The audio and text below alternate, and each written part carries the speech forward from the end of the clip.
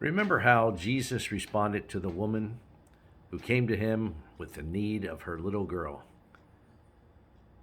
I suppose the little girl was at death's door, very sick. And he said to her, "O woman, great is your faith. Let it be to you as you desire." And her daughter was healed from that very hour. Some great lessons in that for us from that story, and we'll just touch on one in just a moment. But first of all, let me say hello and welcome to another edition of Heart to Heart. These little devotionals that come from my heart to your heart, and I hope that they are a blessing to you. I'm the pastor at Alpha Assembly in Clarion, Pennsylvania, and we're very thankful to be able to share these thoughts with you every day, or at least a few times a week. But anyway, thanks for joining me today. So, when we're praying for something that we believe is the will of God, we shouldn't give up. I remember one man said, "Well, God's too busy. He doesn't have time to hear me keep bringing my petitions to him." That's not good theology, because God cares and God knows all about our needs. And he knows how serious they are or how small they might be, but he cares about every one of them. And I believe that he's looking for that kind of faith that this woman had. He said, "Great is your faith." And because of that, her daughter was healed.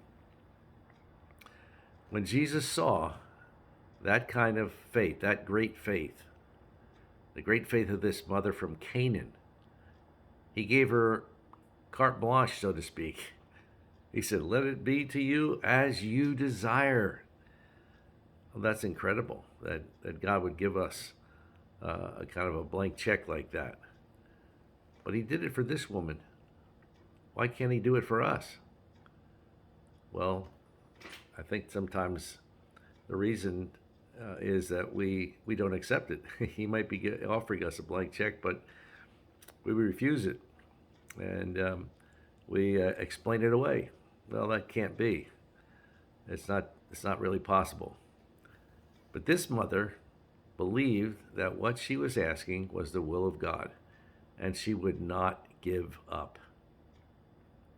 So maybe you're facing some great need in your life or your family. Perhaps a son or a daughter has rejected God's influence. They're away from God. And you know the direction that they're headed in is not the will of God. What do you want for them? Are you willing to really believe for their salvation? Or maybe there's some other need, like this woman had about her daughter who was sick, probably near death's door. Whatever it is, whatever the need is, nothing is impossible with God. That's what the Word of God tells us.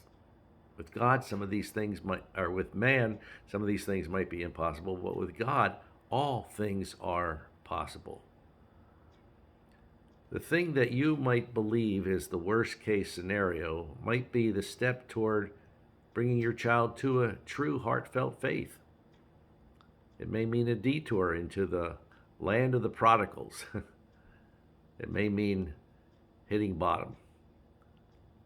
But the key is, don't give up. Keep praying, keep asking, keep seeking. Our children can escape our presence, but they cannot escape our prayers. So keep praying for your family. Yesterday was Mother's Day, and I know there are some mothers in our church that have hearts that are a little bit broken because of where their kids are. But I say the same thing to them. Don't give up. Never give up. Keep praying. And I just would repeat that again. Our children can escape our presence, but they cannot escape our prayers. So I hope that encourages your faith today. And I hope that each and every one of you moms who might be listening had a great Mother's Day yesterday. And I pray that God will give you the desires of your heart as it relates to your family. If you do have kids away from God, I pray that they'll return. And you can play a great part in that. You have a great role in that. And if your family is all serving the Lord, well, then you can rejoice in that and keep doing the things that you've been doing, and let the will of God play out in the next generation and the generation after that, and on and on and on till Jesus tarries. Well, God bless you. Have a great day, and Lord willing, we'll see you again here at another Heart to Heart Talk.